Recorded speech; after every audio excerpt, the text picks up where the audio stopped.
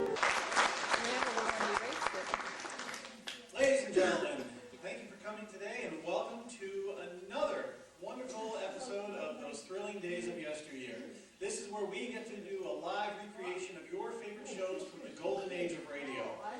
Now, for those of you who aren't familiar with the legendary icon of Jack Benny, here's a very brief history. He started off in vaudeville, and Jack first appeared on the radio in 1934 as the MC announcer for the TTDY program. It was basically all just music with Jack talking. No pun intended, but he was known for giving a very dry performance. That's just how it was.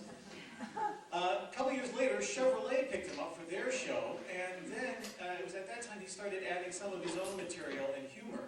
And that's what started to catch the eye of a company named General Foods, who hired him a couple years later for a news show that would help promote a product of theirs that just wasn't selling too well, known as Jell-O. And for years, Jack would open his show with, "Jell-O again, everybody," much to his dismay. While Don, his faithful, albeit sizely announcer, would always find some way to work in an enthusiastic plug for the fruit-flavored product. Now, by the time Lucky Strike Cigarettes hired Jack and his staff, the show had hit its comedic peak, with a multitude of classic characters joining Jack every week, the most important of which was Mary Livingston. Now, she actually met Jack as a counter girl in a lingerie department store. They fell in love, and she, despite her fear of microphones, became part of the show, and was a very loyal cast member. In fact, there's a reference to their meeting at the department store in the episode we'll be doing today. Now, other additions to the program were the plucky but naive tenor Dennis Day, the ever-tortured Mel Blanc characters of Jack's violin teacher, delivery man, and, as we shall see today, the department store clerk. And there's also the equally torturous Frank Nelson, the ego-driven Phil Harris, and Jack's wisecracking manservant with a voice that sounded like he gargled with Drano, Rochester. Incidentally, I should point out that many of Jack's characters, including Jack's own particular drawl, had a very distinct sound. It was known by millions. So, imitated by many and very difficult to duplicate with complete accuracy. That said, it is our intention to not necessarily imitate, but to do our best to emulate these classic characters to the best of our ability in order to evoke their memory with complete respect. Now, Jack's show, in all its variations and sponsors, lasted on the radio for an astounding 23 years, and was one of the few programs to successfully make the transition to television, where he lasted until 1964. It was a total of an incredible 30 years in all. Not bad for someone who was continually 39 years old. Now, it's safe to say that just about every comedy show on TV today owes a debt of thanks to Jack. From Cheers to Seinfeld, Dick Van Dyke to Gary Shandling, and even every single Bugs Bunny cartoon. Now, I should point out a few little trivia things about Jack that might be important to this particular show. Although Jack himself was known to be incredibly generous, his radio persona was known to be very, very cheap. So listen for the various jokes and comments that center around his notorious penny pinching. In our second episode today, Mary was sick and was replaced by her actual sister, Babe. Now, Jack keeps dropping out of the script to comment and reassure her on her acting abilities. In a previous show, Mary had goofed a line about a Swiss cheese sandwich, calling it a Chiss Squeeze sandwich. And it was completely by accident, but the writers loved it, and so they kept bringing it back in further episodes. So see if you can hear it mentioned in today's episode. Now, although our two shows today may not appear too Christmassy, they did mark the beginning of a long run of classic recurring themes, which was Jack going shopping and tormenting the poor clerk by constantly changing his mind, all the while bumping into silly and strange characters in the department store. And this tradition lasted for several years. Now, our first show aired originally in December 8th, 1946, a mere 60 years ago, as Jack goes shopping for Christmas presents at a local department store. And our second program aired a week later on December 15th, focusing on the fact that Jack has to go back to the department store to return a gift. And we will perform these two shows for you just as they aired, word for word, sound effects, music, and all. And while you are listening, you might pretend that you are one of those who had the fortune of being in the live studio audience as they watch their favorite performers up on the stage doing their thing. Or perhaps you might wish to just sit back, Close your eyes and imagine that you are sitting in your living room in front of the old Philco radio, anxiously awaiting your favorite show to begin. So join us now as we take you back to those thrilling days of yesteryear.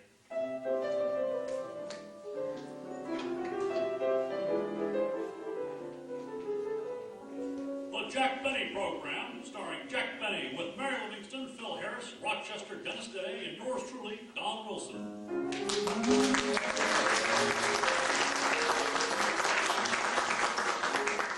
Ladies and gentlemen, Christmas will soon be with us, and millions of people are rushing around making hasty last-minute purchases. So let's go back to last Monday and look in on a local department store in Beverly Hills. Have you made up your mind yet, mister? Well, I don't know. That was Monday. We now bring you up to Wednesday, same store.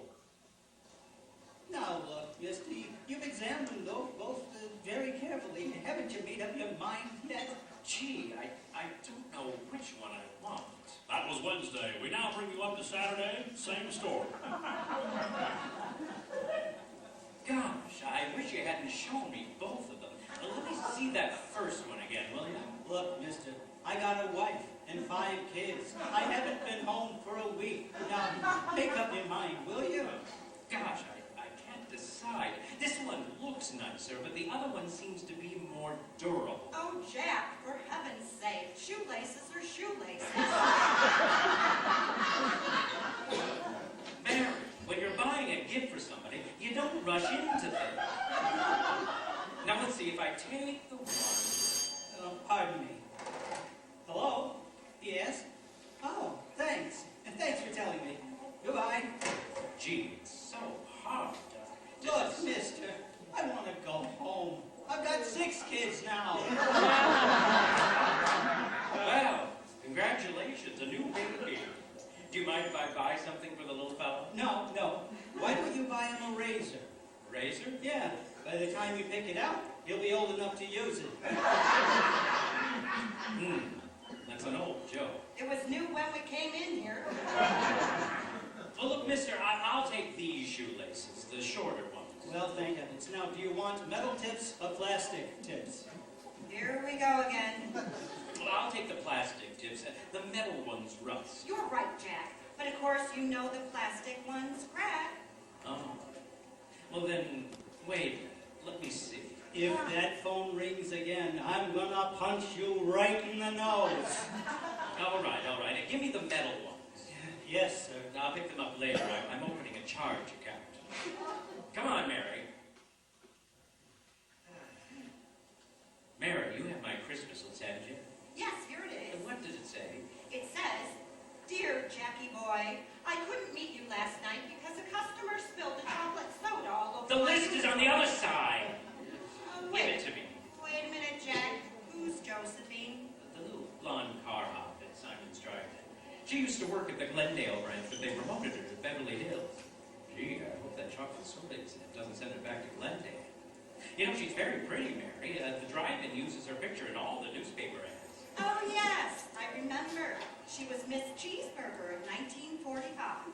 Yeah. She'd have made it this year, too, but her mustard was on crooked. Just goes to show you, fate, little thing like that. Well, let me see that list again, Mary. Here. Can I help you, young man? Help me? Yes, you've been standing in front of this counter now for 10 minutes. Oh, I'm sorry. I'm confused. Well, that's understandable. You're confused because it's Christmas time. You've got the Christmas spirit. You're doing your Christmas shopping. You're looking at so many different things. Well, that explains why I'm confused in December. What about the other months? Well, I wouldn't know about that. I'm a coal miner by trade. I'm just doing this to help pay the fine. Oh, well, gee, I'd like to get something for my parents. Your mother, Dad? Yeah, how did you know? I just figured it out. Oh, I know. I think I'll get my mother a new corset. Well, don't you think she should come down and pick out her own corset? Oh, Mother hasn't left the house for 3 days. Is she sick? No, the string broke on her old one and she can't get through the door. Oh, that's too bad. Yeah, we were spending a quiet evening at home when... boing! And steel stays flew in all directions. Oh, my goodness. Was anybody hurt? No, but my father got pinned to the wall. Anyway, Wrap me up that size 44 corset and I'll take it with me. Yes, sir. Now let's see that list again, Mary. Oh, yes. A dozen blades for Phil, some handkerchiefs for Rochester, some little toy for Dennis. You told me at Cyril's last night you were going to buy Dennis a grand piano. Last night I had 4 glasses of muscatel. All right, now, so where's the toy department? Wait a minute, Jack. What about your producer, Robert Ballard? Oh, yes. I don't know what to get him. Oh, Jack, look. Why don't you get him one of those new canvas golf bags? Yeah, I'd love that. And it's only $15. Oh, gee, I just happen to think he doesn't play golf. Well, why don't you get him a nice cocktail shaker? Say, that sounds good. And it's only $12.50. I just happen to remember he doesn't drink either. What else can I buy him? A knife and fork. Let's see you get out of that.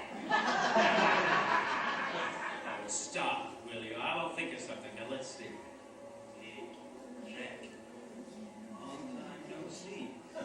Huh? What? Oh, hello. Come on, Mary.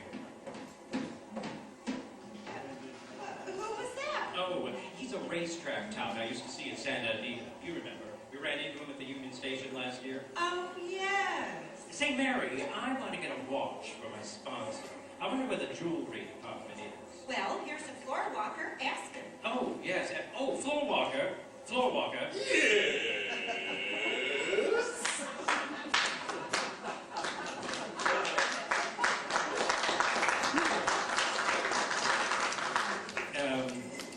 Can you tell me where the jewelry department is? Yes, but you'll hate yourself in the morning. Look, I didn't ask for any wisecracks. You either give me a civil answer or I'll report you. Now, where's the jewelry department? It's on the 3rd floor. Thanks. Like fun it is. Never mind. I'll find it myself. This is a fine store to do business with. You walked in here, Lotus Blossom. Nobody dragged you. Quiet. Come on, Mary. We'll find it.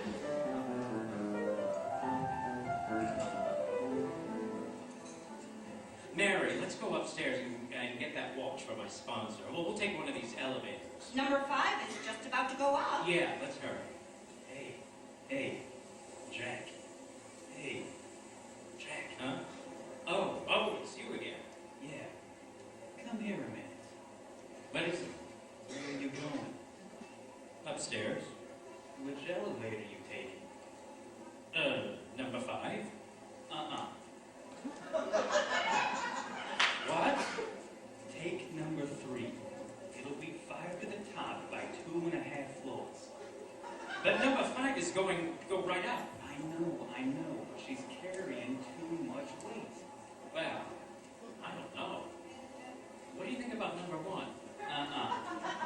Local. Can't go the distance. Well, what about number 2?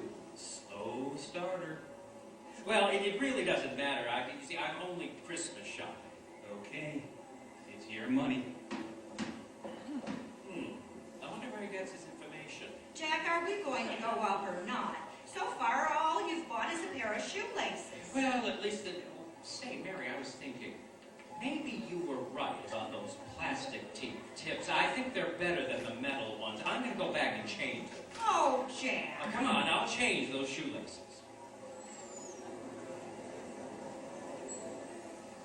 Pardon me, miss. Would you mind waiting on me, please? Why, yes, sir. What can I do for y'all? Well, honey child, where are you from? Alabama. You know that's down south. Well, corn my pawn and knit my julep, shake hands with a fella rabble. Oh, are you from the south, too? And I'm from the south. Just run your hands through my hair and feel those boll weevils. Well, I declare. Say, wait a minute. Your voice is awfully familiar. Haven't I heard it before? Well, sure you have, babe. I'm Phil Harris, the Texas Tuscanini. Well, imagine that. Just wait till I tell the other girls that I waited on Phil Harris. Now, what would you like to buy? Well, sugar, I don't know. How would you like to see something nice in lingerie? Now, honey, you know you shouldn't throw me a line like that. Oh, gee, Mr. Harris, you're so cute. Yeah, everybody notices it. You know, Mr. Harris, you're so much different than I pictured you to be. On the radio, you're such a braggart. You sound so conceited. I know, but it ain't really like that, honey. But Benny's writers always write me that way. His writers? Yeah. Every time they get a hold of a beautiful hunk of man, they make him conceited. Now look, let's see what I can get for my wife. I know. Give me one of them negligees there. Yes, sir. Shall I wrap it as a gift? Yeah, and fix the package up so she can't peek into it. You know, seal it over with some of that there scotch and soda tape. I'll have it wrapped up for you in just a minute. Oh, but look, mister, plastic tips or metal tips, what difference does it make? Well, it's a gift, and I want it to be right. But those other shoelaces are more expensive. I don't care. Take them anyway. When he buys shoelaces, money is no object. That's right. I'll give you the expensive ones. All right, you're not hurting me. I work on commission. Just wrap them up, and I'll pick them up later. Come on, Mary. Jack, I'm going to stop a minute at the lingerie counter. I like this shade, miss. I'll take this pair of 2-thread hose. You're wrong, lady. This hose is 3-thread. Oh, no, it's 2-thread. Oh, I beg your pardon, but it's 3-thread. Listen, sister, don't argue with me. Not so long ago, I was standing right where you are. Ooh, that's telling her, Mary. Well, hello, Mr. Beanie. I see the Yuletide is catching up with you. Oh, hello, Mr. Kitzel. Are you doing your Christmas shopping? Oh, the things I am buying. For my little daughter I am buying, you should excuse the expression, a piggy bank. Uh-huh. And my little boy is at the age where he is going into sports. I don't know what to get him. Well, why don't you buy him a badminton set? I'll pay a little bit more and get him a good mitten set. What? Christmas. Christmas only comes once a year. Well, I guess you're right. But I'm having trouble finding what my wife wants. Ooh, what's that? A mishmasher. A what? A mishmasher. Oh, no, you mean a mix master. That's right, a mishmasher. I'm sure you'll find one in the appliance department. Oh, thank you. Well, goodbye, Mr. Kitzel. Goodbye. Mary, while you're buying the stockings, I'll go over to the toy department to get something for Dennis. All right, Jack. I'll see you later. Oh, hello, Dennis. Hello, Miss Livingston. Gee, am I tired?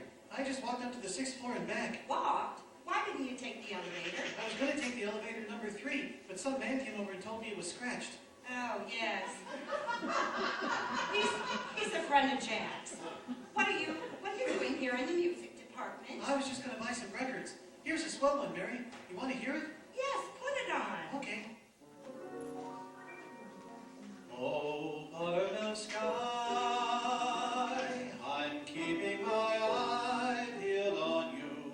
What's the good word tonight? Are you gonna be mellow tonight? Oh, buttermilk sky, can't you see that my donkey and me, we're as happy as a Christmas tree?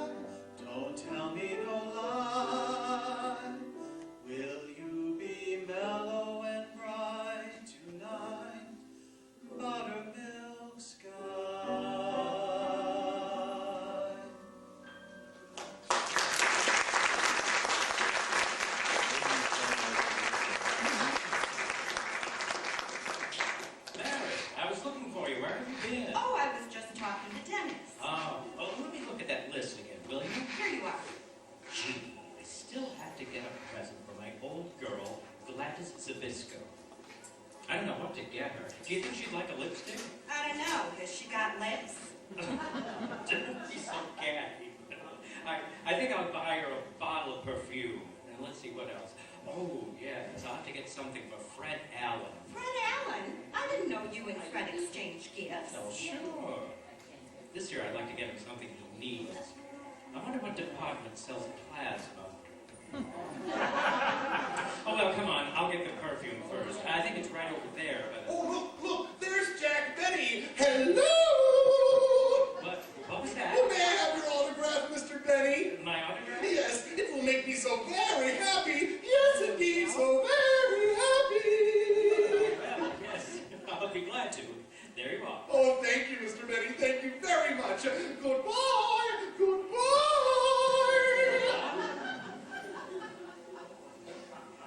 Who's that guy anyway? What's the difference? As long as he's happy! Happy! Yeah, well... Well, oh, here's the perfume counter. What? Here's the perfume counter. Oh, yes. Pardon me, sir. I'd like to buy some perfume. Okay, mister. What kind of perfume would you like? Well, I don't know. What's popular right Well, here's something that's not too strong, yet leaves a trail of broken hearts. Ah. It's called Avec très je t'aime beaucoup, my chérie très bien. Well, what does that mean in English? Condensation of steam that is forced through a motorman's glove. Gee, they go to so much trouble. No, I don't think I'd like that. Well, here's some other perfume called Essence of Smog. Well, I don't know. Mary, what do you think? Do you think I ought to get a bottle of this? Certainly. Mary. How much is it, mister? This is $25 an ounce, and the other one I showed you is $30. Well, haven't you got anything a little more reasonable? Yeah, I even have some perfume for 25 cents an ounce. 25 cents an ounce? What kind of bottle does that? Oh, it don't come in no bottle. We keep it on tap. On tap. I bet they serve pretzels with it. Well, I don't think I'll take anything. By the way, mister, how come they put a fellow like you behind the perfume counter? Oh, my regular job is in the delicatessen department, slicing Limburger cheese. Limburger cheese? Yeah, once a month they send me here to neutralize me. Well, what do you know? Come on, Mary, I'll get the perfume later. Let's go home. I'm tired. Don't forget to stop at the notions counter to pick up the shoelaces you bought. The ones with the plastic tips. Oh, the shoelaces? Mm-hmm. I'll bet Hey, wait a minute. Did I get the plastic tips? Sure. You went back and changed them. Oh, yeah. You know, Mary, now that I think about it... Jack! Yes, Mary, I might as well get what I want, and I'd rather have the metal things. Come on. Oh, look! There's Rochester buying some neckties. Yeah, and the floor walker's waiting on him. Let's sneak up behind him. I think this tie is beautiful. It's very unusual. Yeah, but I don't think my boss would like it. It isn't his style. I see. What type of man is your boss? Well, he's medium tall, medium weight, and rather conservative. You mean he's conservative in appearance? It goes deeper than that. At least he's subtle. Why? I want to hear this. Now here's a nice tie. Maybe you'd like this one. Yeah, that's a pretty thing. How much is it? It's only $3.50. How much? $3.50. Too bad. He would have liked that one. Oh, fine. Well, if you don't want to spend quite so much, here's a nice tie for 89 cents. Well, that's closer to what I had in mind. And wallet. Well, of course, it might be a little too plain for your boss. Is he a young man? No. Is he middle-aged? No. Is he elderly? Wrap it up. Rochester Van Jones! Oh, hello, boss. I didn't see you. I know you didn't. And don't be buying me any 89-cent tie. You keep out of this. I'm working commission. I will not. Now look, Rochester, you've been with me for 10 years now, and I've been very good to you. I've always tried to make things pleasant for you and keep you happy, haven't I? I'd like to hear Judge Goldsborough's opinion on that. Never mind. Now I'm leaving you here, and I want you to decide for yourself whether or not I'm worth more than an 89-cent tie. Come on, Mary, let's go. Say, Mary, which tie do you think Rochester's going to buy me? The one for $3.50 or the one for 89 cents? Well, if you were Rochester, which one would you buy? I'll fire that guy. Oh, here we are, Mary. Here's the notions counter. Oh, say, mister. Yes? About the shoelaces, I thought. Oh, yes. I got them all wrapped up. Here you are. Well, I've been thinking about the plastic tips, and I think the metal tips would be much better. No. But all I want to do is change them.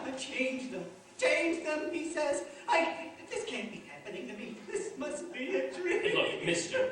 I've always been a good man. I've always done the right thing. Look, mister. Worked hard in this store. A loyal employee. Look, Lord. When Christmas season started, they gave us our choice of departments. I know. I could have